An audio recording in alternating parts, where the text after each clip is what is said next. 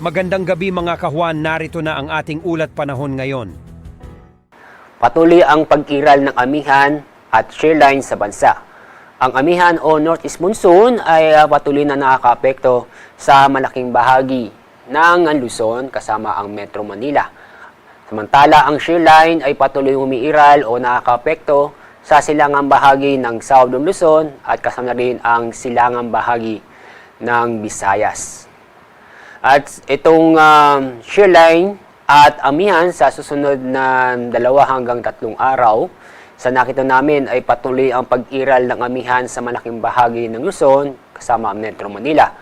Samantalang shearline ay patuloy pa rin makakaapekto sa silangang bahagi ng Southern Luzon, ganun din sa silangang bahagi ng Visayas at naaabot sa silangang bahagi ng Mindanao.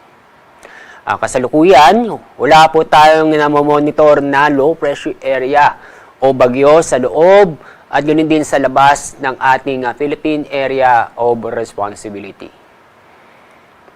At sa ating magiging lagyan na panahon bukas dahil sa shearline at amihan, malaking bahagi nating bansa ay makakaranas ng pag-ulan. Makakaranas ng maulap na kalangitan na may mga kalat-kalat na pag-ulan at thunderstorm sa Cordillera, Cagayan Valley, buong Central Luzon.